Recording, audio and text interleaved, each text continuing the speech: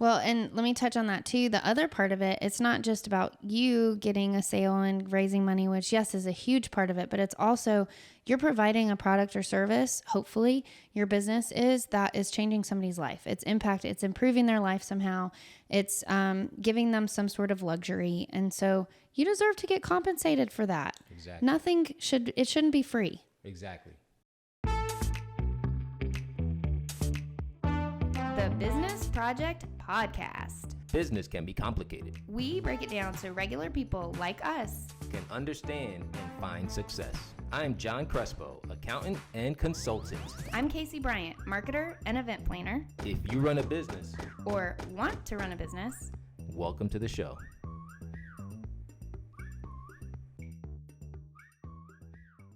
What's up, everybody? We have overcome the unovercomable today. Yes. From a power outage to no cameras to computer dead, you name it, we overcame it. We did. High five to us. We are here. That's what I'm talking about. Yes. That's how you get it done. We've had lots of rejection today. We have. Yeah. Yep. And we're overcoming those rejections. Objections. We're overcoming them. Yeah. Did I say rejections? You did. Objections? Yeah, one of the two. Trying to keep it on topic. Yeah. Oh my God, that's fun. This is a good conversation, though. It is a really good conversation. This is hard. This is a hard topic. Yeah. I think it's easy to talk about, but it's hard to do. It's hard to implement. It's necessary as a business owner, and that's who we're talking to, right? Or wannabe business owners. You gotta sell. Yeah. Nobody's gonna come to you just because you opened the business. And I think in our country, we talked about this before, selling it's looked as it's almost like the tax man. Right. In the Bible. It's like this sleazy person that's trying to get your money. But that's not how it has to be at all. Right. Yeah, it's not like those movies on TV where it's the used car salesman, selling you a jalopy, then telling you it's a Mercedes. Yeah. Right? What's a jalopy? I thought that was ice cream. Jalopy? Yeah. No. I'm from the East Coast. East Coast, West Coast. Gelato. That's what I was thinking. Gelato is ice cream. Jalopy is a piece of junk, a clunker. Oh, gotcha. Okay. What do you call a clunker where you're from? Like a car that's a beater. A beater. Yeah. There you go. Yeah. It's a beater. All right. So, squirrel. Yeah, Anyway, so we're talking about business owners, right? And how important it is for business owners to really understand that selling your product or service is something you have to do, whether you like to or not, right? Or if you don't like to do it, find somebody that can help you do it, right? But it's a necessary evil. And I think that the mindset is that you're throwing your product in somebody's face and you're forcing it upon them and hoping that somebody just agrees and takes it. Or asking for money. Nobody likes to ask for money. I feel like you'd have that in your mind. I'm asking them because some people have no problem talking about their product and service or how it's going to help them. But then when it comes to the asking for money, then they feel guilty. Right. Yeah.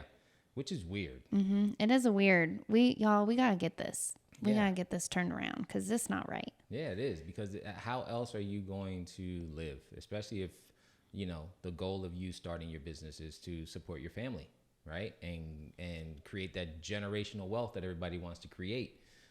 You got to kind of ask for the sale. You have to want to get people to buy what you're offering, So how do you do it? Well, and let me touch on that too. The other part of it, it's not just about you getting a sale and raising money, which yes, is a huge part of it, but it's also you're providing a product or service. Hopefully your business that is changing somebody's life. It's improving their life somehow. It's giving them some sort of luxury. And so you deserve to get compensated for that. Exactly. It shouldn't be free. Exactly. So get out of your comfort zone. Yeah. Well, I guess the first step in sales is being able to get out of your comfort zone. Right? Get out of you sitting behind your computer or wherever you're working out of, right? And get out of that so that you can really bring that out to the masses, right? The only way to do that is by getting out of your little bubble. Yeah. Even if you're, if you're in the trades and you're working in houses, or if you're building tables, or, no matter what your business is, I think sometimes we tend to do what we're comfortable in and what we enjoy doing and what we're good at. And sales for most business owners, let's be for real, is not something that we enjoy or that we're good at. But it is something that you have to do in order to grow your business, even to maintain your business. Exactly. And, I want to pick on you for a second, right? Because I've heard you say in the past that you're not a salesperson. No. Right? Sales is not your thing. No. Yet, I've seen you get out there and talk about what you do to people so naturally, right, that it makes them want to learn more about it. And I think that what you're doing subconsciously is selling your service. Mm-hmm. But you know how I got that way is lots and lots of practice. That's what I was going to get at. Oh, sorry. No, you're good. Yeah. You're good. Because people have to understand that it takes work, right? In order to get out of your comfort zone, you have to consciously push yourself, hold yourself accountable to being able to do that, right? So is that something that you went through internally to be able to get out there and just, you practice what you did over and over and over again. So now when you were out there talking, it kind of like came out naturally? Yeah, I started after college. I got a job selling credit card processing. Oh, really? Yes. Door-to-door credit card processing. I lived in a van down by the river in Orange County. And this is somebody who doesn't like to sell. Got a job selling credit card processing. It was the only job I could find, and I was terrible at it. I didn't make not one sale. But I did learn a lot. I learned a lot. You literally would get dumped in a territory and had to go from business to business to business selling credit card processing. I was so bad at it that they moved me to office supplies and then found out that I was even worse at that. And so I just quit. The only job I ever quit. But because I was terrible at it. Yeah. But, it did give me I had to jump in face first and just learn from that. And I think it's much easier when you're selling your own product or your own service, something that you really care about. Not that I don't care about credit card processing. Right. I don't. But when you do, when you're selling your own stuff that is actually helping the world, it makes it a lot easier. Yeah, you believe in it. Yeah. So, all right, let's talk about your experience in credit card sales and office supply sales. Yeah. Someone who doesn't like sales, right? Number one, you found this is the job that was out there, so you took it, which I'm sure happens to a lot of people. Some people start with like network marketing type of things, thinking that they, that's like a way to build up some wealth, but it's a sales thing that you have to kind of learn. Mm-hmm. So going in there, right, and knocking on these businesses' doors, what were you feeling inside? I remember there were a couple times where I walked out of the business and just cried. Really? Yeah. Because they were so They were mean and I was terrible at it and I was just uncomfortable and I would be sweating and I would be stuttering and I would very many times. I did it for 3 months. Wow. And I did not make not one sale. Wow. I was that bad. Probably 2 months, like a little over 2 months. But I think that it did what it really helped me with. And I'm not recommending that you go do that. Just learn how to do sales. But what I am recommending is just getting up and doing something. Right. And putting yourself in an awkward position, because you're going to learn from it and you're going to get better and better every time. I mean, we look at the swimmers in the Olympics. I was listening to one of the girls that went to the Olympics and they practiced for 6 hours a day since she was like 8.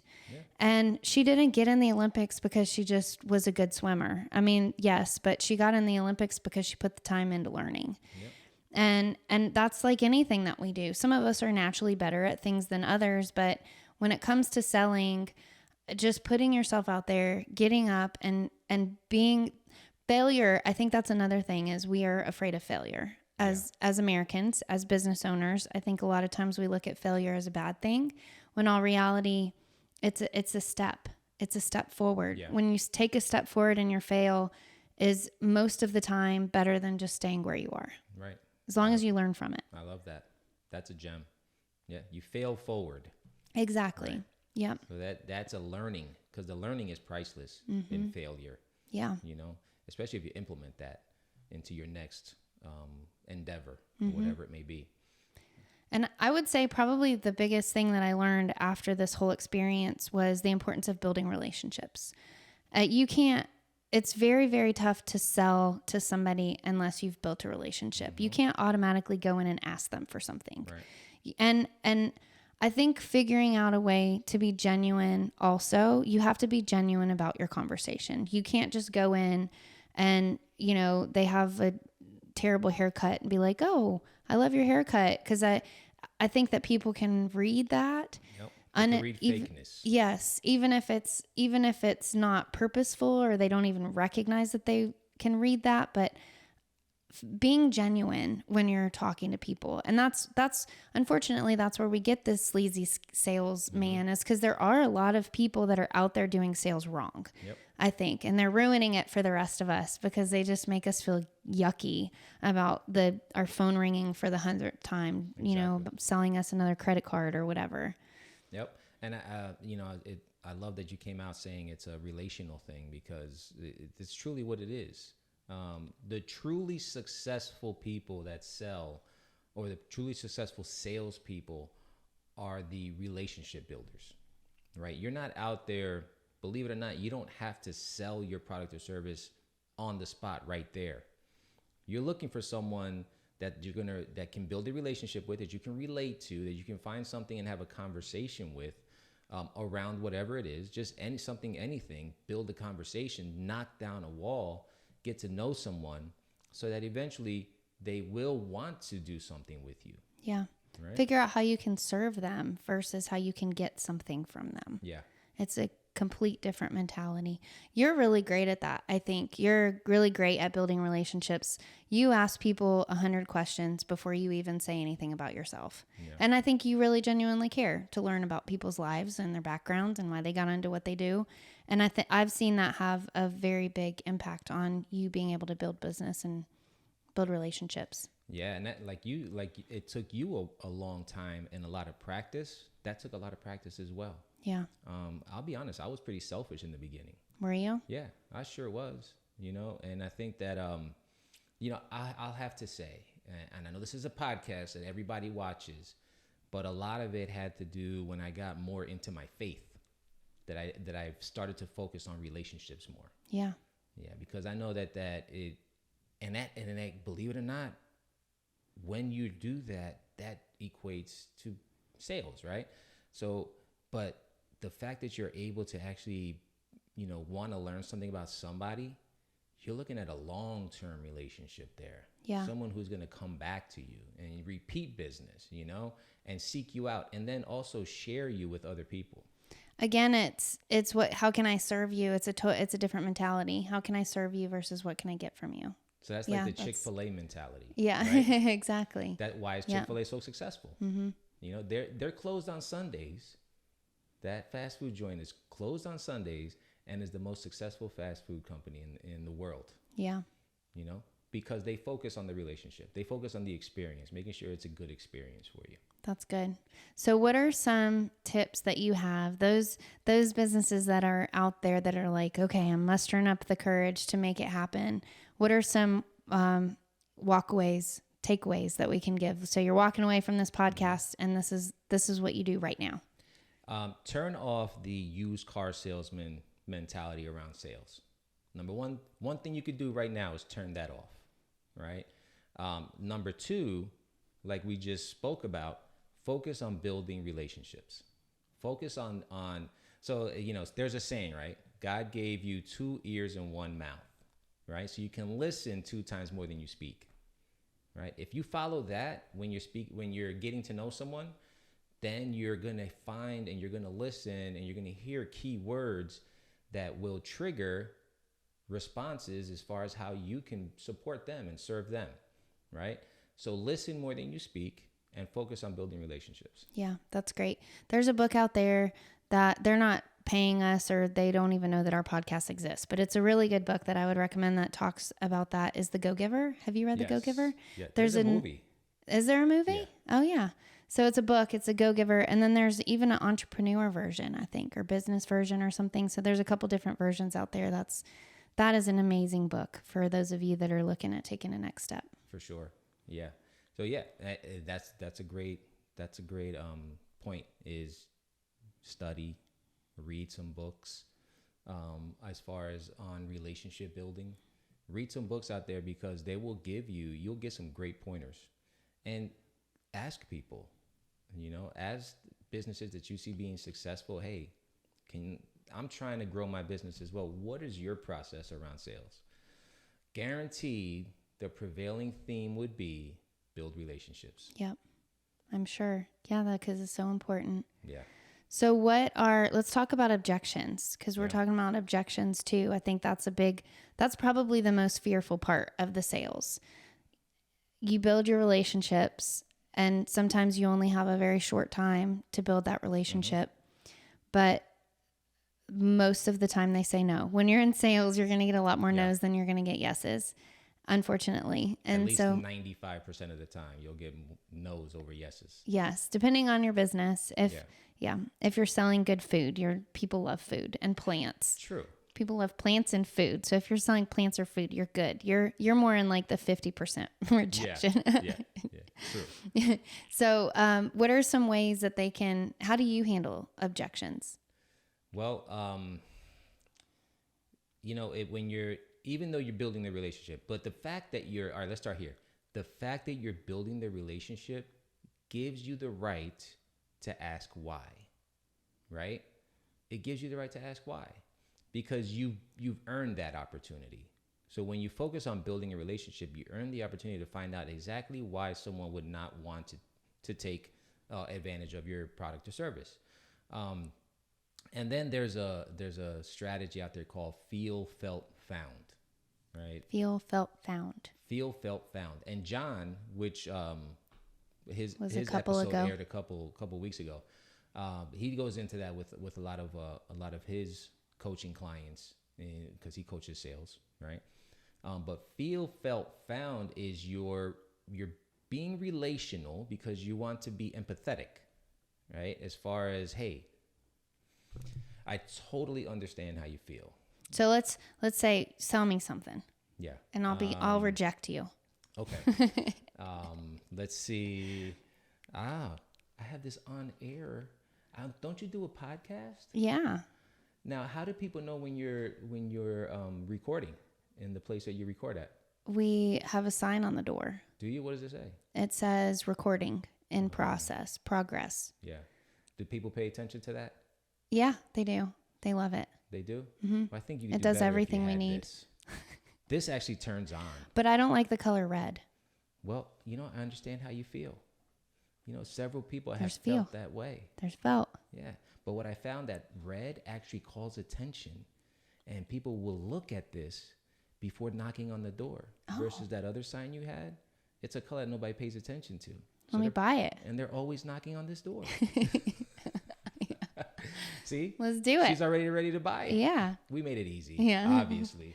But it's following a simple method like that, where you're becoming empathetic. You want to understand where they're coming from, and you want to relate it to maybe other clients or customers that have felt that same way, but also explain that the solution that you're providing has helped so many people. So you're showing the value of the solution that you're providing. So be empathetic. Value. That's a good word. Yep. Be empathetic. Relate it, right? And then show the value of what you're offering. That's great. Yeah. You guys ready? You ready to go make some sales? Do some cold calls? Go make that money and go build relationships.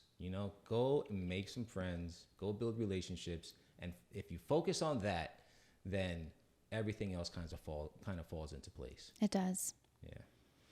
Hope that helps. All right. Especially if you have a good product or service.